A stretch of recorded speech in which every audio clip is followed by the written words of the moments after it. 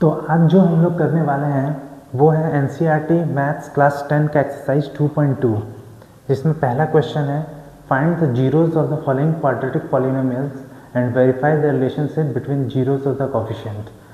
तो इसमें पहला पॉलिनोमियल है ये x square minus 2x minus 8। तो इसमें हमें क्या करना है, इसका जीरोज निकालना है। तो जीरोज निकालने के लिए सबसे पहले इसको क्या कर सकते हैं, इसको स्प्लिट कर देंगे। स्प्लिट करने के लिए हम लोग अगला इसको मान लेते हैं this is equal to 0। So therefore x square 8 को हम लोग कैसे तोड़ सकते हैं, 2 4 जा 8 लिख सकते हैं और 2 और 4 के टर्म्स में 2x का लिख सकते हैं। कैसे, अगर 2x में से 4x माइनस करते हैं तो माइनस 2x आएगा। तो माइनस 2x के जगह पे 2x माइनस 4x लिख सकते हैं। तो minus 8 is equal to 0। So 2x minus 4x, अगर इसको माइनस करेंगे तो यही आ जाएगा। इसी को हम लोग इस तरीके से लिखे हैं। हम लोग लोअर क्लासेस में देख चुके हैं कि स्प्लिट फॉर्म में कैसे बनाते हैं, इसके जीरोज निकालते हैं या इसके रूट्स कैसे निकालते हैं। तो इसमें से हम लोग कॉमन ले लेंगे। तो कॉमन क्या जाएगा, यहाँ से सिर्फ x कॉमन जाएगा, बचा क्या, यहाँ x बचा, यहाँ क्या बचा 2। यहाँ x प्लस 2 है तो यहाँ पे भी पहले आँख मूंद के x प्लस 2 लिख लेंगे। x प्लस 2 लिख लिए। अब यहाँ पे क्या कॉमन लेंगे जो x प्लस 2 इसके बराबर हो जाएगा। तो यहाँ पे माइनस 4 आएगा। माइनस 4 लेंगे तो minus 4 into x minus 4x minus 4 into 2 minus 8। This is equal to 0। That implies x minus 4 into x plus 2 is equal to 0। अब इसमें से x प्लस 2 कॉमन ले लिए हैं। सिंपल चीज़ है, x प्लस 2 अगर कॉमन ले लेंगे दोनों में से तो बचेगा x माइनस 4। अब या तो ये टर्म 0 है या तो ये टर्म 0 है और दोनों ही केस में दिस इक्वल टू 0 हो जाएगा। तो x का वैल्यूज क्या होगा, अगर ये माइनस 4 है तो ये उधर जाएगा तो 4 हो जाएगा। तो x इक्वल टू 4, या फिर ये 2 है, x प्लस 2 इक्वल टू 0 है। तो इसको 0 होने के लिए क्या करेंगे, x plus 2 is equal to 0। तो x इक्वल टू माइनस 2, तो उसका दूसरा वैल्यू होगा माइनस 2। सो ये जो है जीरोज है इस क्वाड्रेटिक पॉलिनोमियल का, ठीक है, माइनस 4 और माइनस 2, सॉरी 4 और माइनस 2। अब इसको रिलेशनशिप को वेरीफाई करना है जीरोज ऑफ द कोफिशिएंट के साथ। तो हम लोग को पता है कि sum of the zeros equal to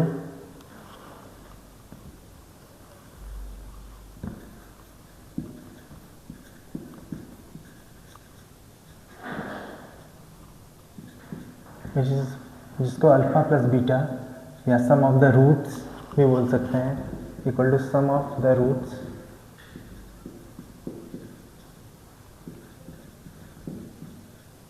यहाँ पे सम ऑफ द रूट्स कितना हो जाएगा, 4 plus minus 2 equal to 4 minus 2 equal to 2। इसको ऐसे भी ले सकते हैं 2/1। तो 2/1 क्या हो रहा है, minus of coefficient of x by coefficient of x square. ये कैसे हो रहा है, ये देखने के लिए कि ये जो 2 है यहाँ पे कोफिशिएंट ऑफ x है, यहाँ पे x है, तो यहाँ पे माइनस लगा दिए, ठीक है, क्योंकि यहाँ पे माइनस है। और यहाँ पे divided by coefficient of x square. Coefficient of x square क्या है, 1 है, तो यहाँ पे भी 1 है। सो ये हो गया सम ऑफ जीरोज। और प्रोडक्ट ऑफ जीरोज क्या होगा,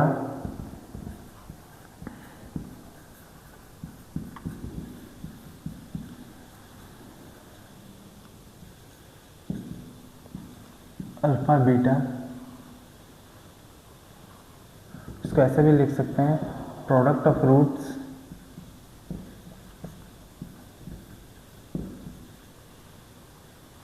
इज इक्वल टू, यहाँ पे 4 है और -2 है, तो 4 इंटू -2 इक्वल टू -8। -8 को ऐसे भी लिख सकते हैं -8/1। ठीक है, तो हम लोग यहाँ पे क्या देख रहे हैं, -8 जो है ये वाला पार्ट हो रहा है, कांस्टेंट पार्ट हो रहा है, तो is equal to constant term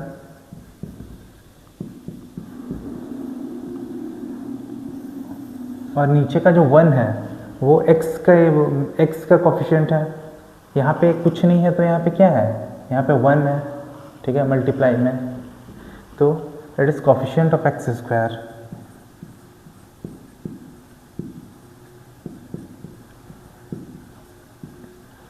ठीक है, उम्मीद करता हूँ आप लोग को समझ में आ गया होगा, और अगर नहीं आया है तो आप लोग इसको दोबारा भी देख सकते हैं। और फर्दर क्वालिफिकेशन के लिए हम अगले मैथ्स देखेंगे। क्वेश्चन नंबर 2 पे जाएंगे।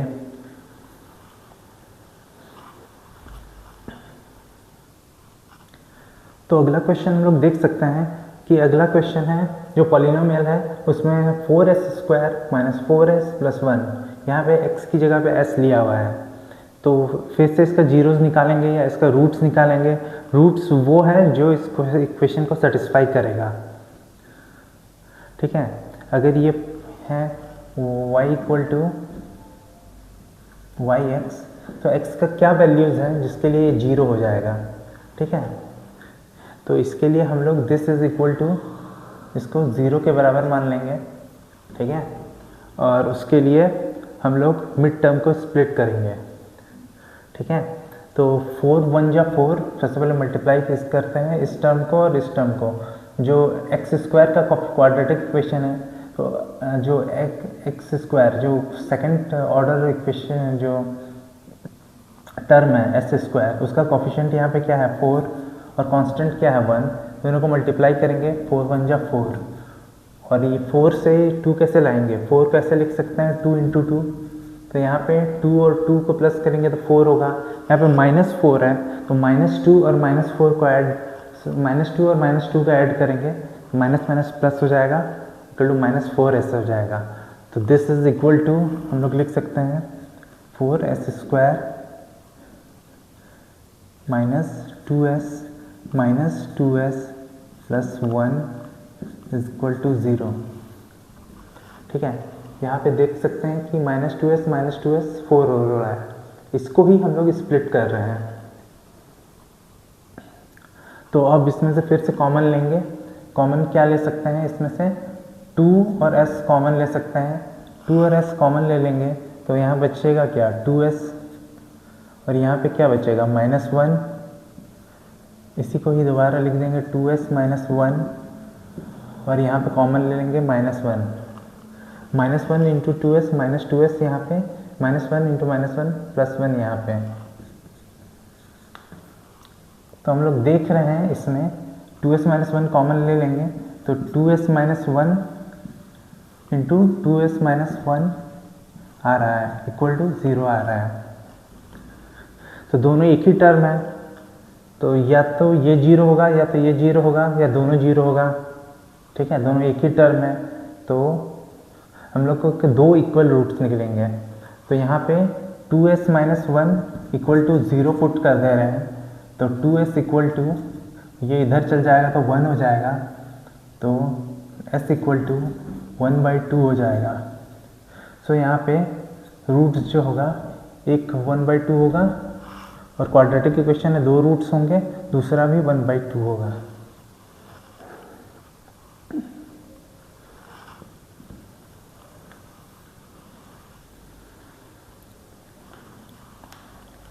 अब बोला है relationship between the zeros of the coefficient. ठीक है, तो सबसे पहले सम ऑफ जीरोज,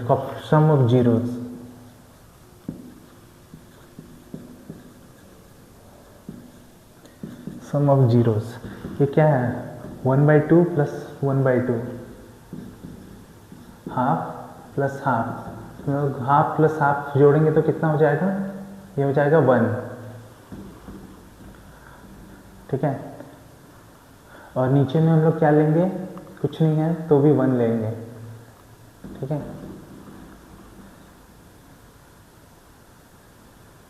P/A,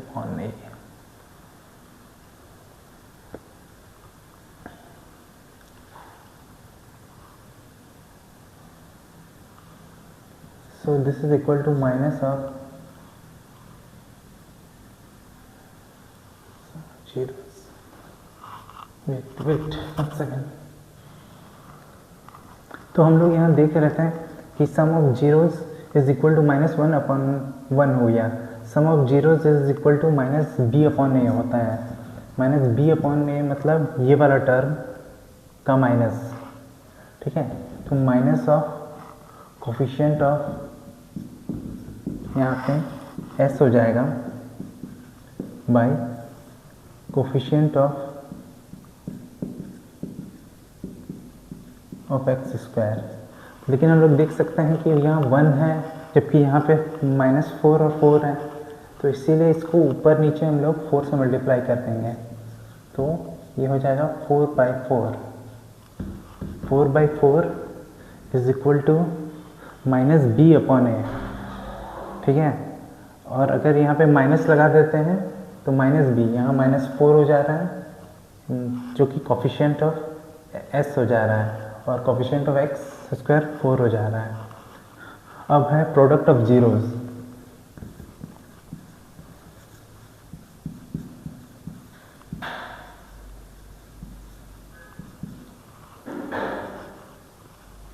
तो प्रोडक्ट ऑफ जीरोस होगा इन दोनों का product 1/2 into 1/2 equal to 1/4 which is equal to c/a।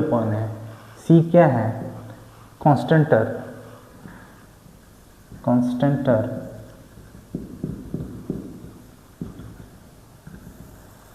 हम लोग देख सकते हैं कि कांस्टेंट टर्म 1 है, यहाँ पे भी 1 है, यहाँ पे भी 1 है, by coefficient of x square या यहाँ पे एस स्क्वायर, जो कि 4 है, यहाँ पे भी 4 है। सो ये प्रूफ हो जा रहा है coefficient of x square.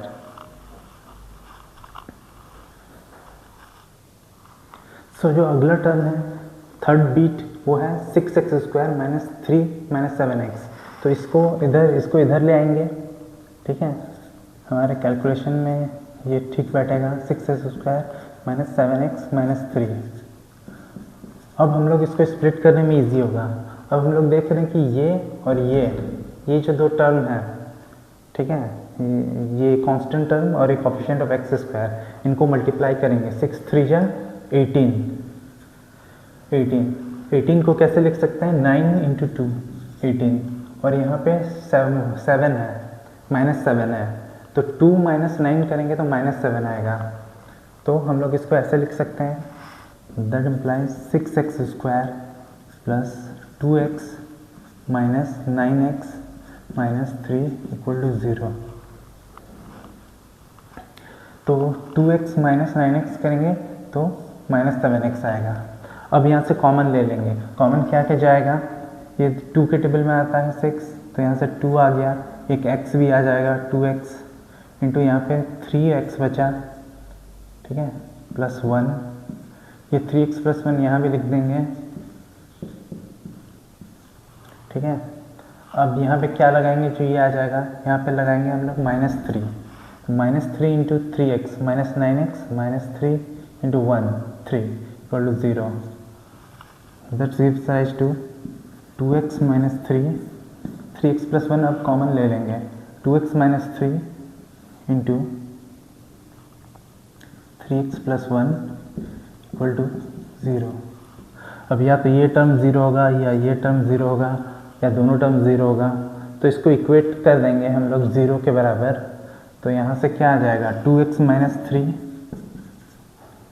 Equal to 0। This gives rise to 2x equal to 3, x equal to 3/2, ठीक है। और यहाँ पे क्या है? 3x plus 1, 3x plus 1 equal to 0, तो 3x इक्वल टू -1 और x इक्वल टू -1/3। तो जो x के वैल्यूज़ आ रहे हैं वो आ रहे हैं 3/2 और -1/3।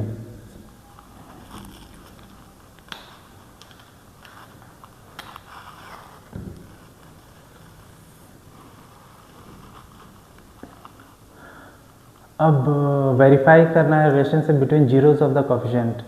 तो सम ऑफ जीरोज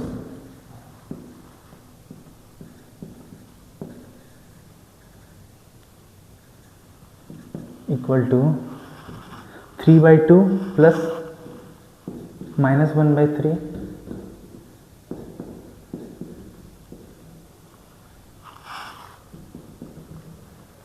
तो 3/2 -1/3 हो जाएगा। अब इनको एलसीएम ले लेंगे। 3 2 जा 6, यहाँ 3 3 जा 9, यहाँ 2 1 जा 2 इक्वल टू क्या हो जाएगा 7/6। तो देखा आपने यहाँ पे 7 है, ठीक है, यहाँ पे 6 है, तो इक्वल टू, लेकिन यहाँ पे माइनस है तो हम लोग क्या लिखेंगे, minus of coefficient of x by coefficient of x square.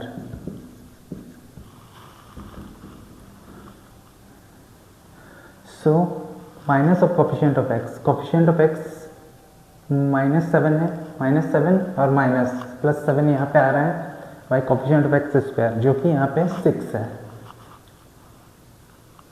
अब product of zeros,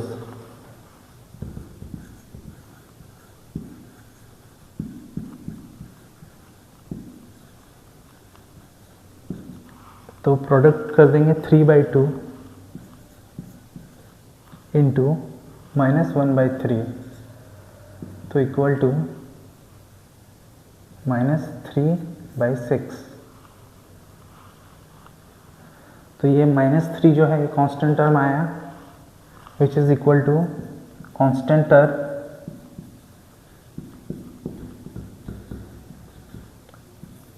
by coefficient of x square जो कि 6 है, यहाँ भी 6 है।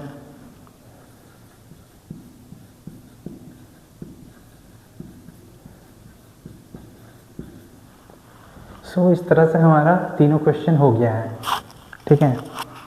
अब हम लोग क्वेश्चन नंबर इसका 3 4 5 6 भी है, क्वेश्चन नंबर 1 में बीट्स जो कि आप इजीली कर सकते हैं, जो मैंने 1 2 3 बताया बिल्कुल वैसे ही बनेगा, ठीक है। तो अगला जो हम क्वेश्चन नंबर 2 वो देखेंगे। सो अगला क्वेश्चन है क्वेश्चन नंबर 2 जिसमें बोला है find the quadratic polynomials each with given numbers as sum and product of its roots. तो ये जो है ये हो गया सम ऑफ इट्स रूट और ये जो हो गया -1 ये हो गया प्रोडक्ट ऑफ इट्स रूट। तो हम लोग को पता है sum of its root alpha plus beta is equal to 1/4। 1/4 is equal to alpha plus beta का फार्मूला क्या होता है -b/a and product of its root alpha into beta is equal to -1 which is equal to c/a। But यहाँ पे a का value 4 आ रहा है और यहाँ पे a का वैल्यू कुछ नहीं है तो 1 आ रहा है, तो ये तो ठीक नहीं है। तो इसीलिए हम इसको नीचे भी यहाँ पे 4 लेके आएंगे। तो 4 यहाँ पे लाने के लिए क्या करना पड़ेगा, ऊपर नीचे 4 से मल्टीप्लाई करना पड़ेगा।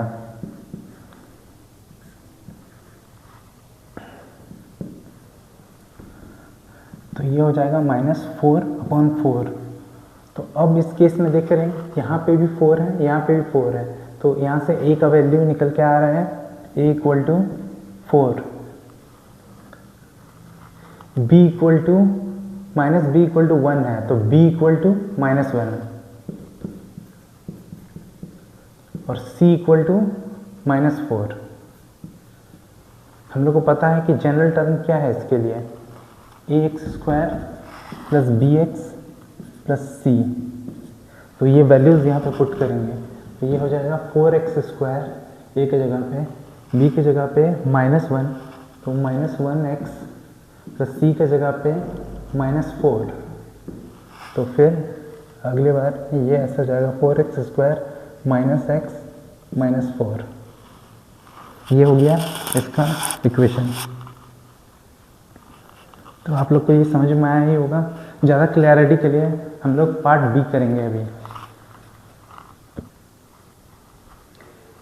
तो अगला क्वेश्चन में यहाँ पे sum and product of its root is 2 and 1/3, ठीक है।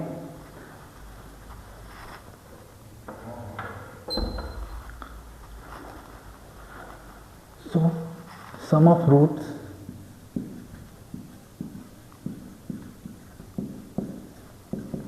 Alpha plus beta is equal to √2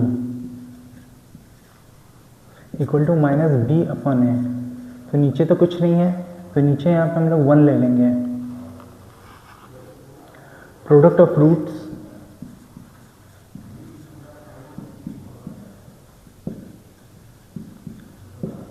alpha into beta is equal to 1/3 है ये, which is equal to C upon A. तो हम लोग यहाँ देख रहे हैं ए का वैल्यू 1 है, यहाँ 3 है, तो हम लोग को यहाँ पे भी 3 लाना पड़ेगा।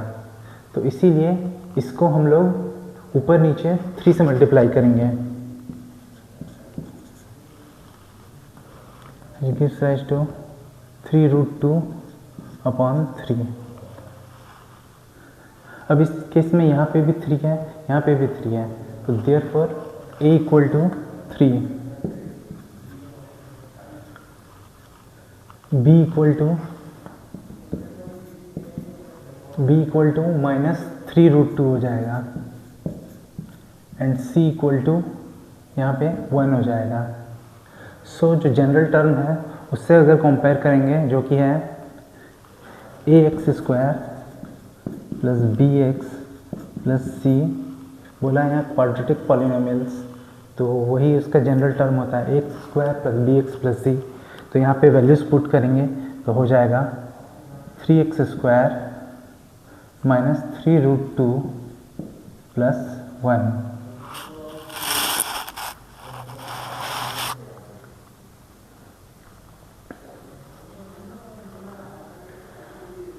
अब इस क्वेश्चन का थर्ड बिट देखेंगे।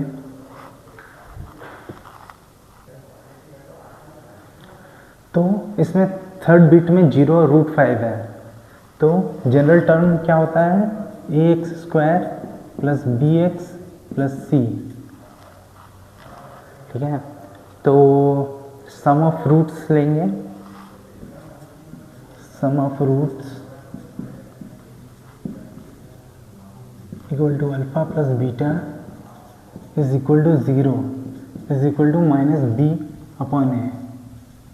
सो इससे ये पता चल रहा है कि नीचे तो 0 नहीं हो सकता, वैसे में ये अनडिफाइंड हो जाएगा, क्योंकि a 0 हो जाएगा तो यहाँ पे ये क्वाड्रेटिक इक्वेशन रहेगा ही नहीं, ठीक है। जबकि बताया गया कि ये क्वाड्रेटिक इक्वेशन है, तो इसका मतलब ऊपर ही 0 है। तो यहाँ से कंक्लूजन आ रहा है therefore b is equal to 0, और यहाँ कुछ नहीं है तो नीचे 1 है। Most probably a equal to 1 होगा। आगे देखते हैं प्रोडक्ट ऑफ रूट्स में क्या होता है। तो product of roots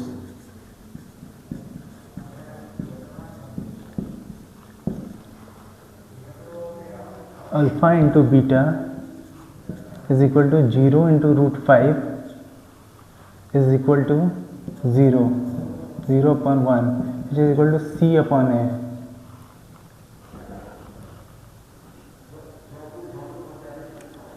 okay sorry product of roots सिर्फ √5 है, 0 इंटू 5 नहीं होगा।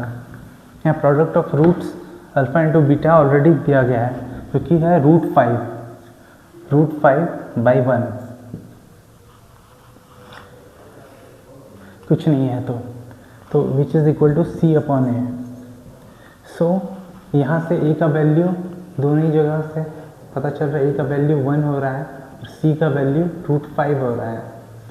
सो ये इस इक्वेशन में पुट करेंगे तो वैल्यूज़ क्या आ जाएंगे, x² equal to 1x² plus bx, b की जगह पे 0x plus c equal to root 5 which is equal to, ये मल्टीप्लाई होके एक्स स्क्वायर बचेगा, एक्स स्क्वायर ये 0 हो जाएगा, ये रूट 5 हो जाएगा, तो एक्स स्क्वायर प्लस रूट 5। सो ये 3 बिट्स बता दिए मैंने। बाकी के जो 3 बिट्स हैं वो आप इजीली कर सकते हैं, वो इजी हैं बिल्कुल, यही मेथड है। अगर आपको ये डाउट होता है तो इसको आप दोबारा भी देख सकते हैं। Thank you.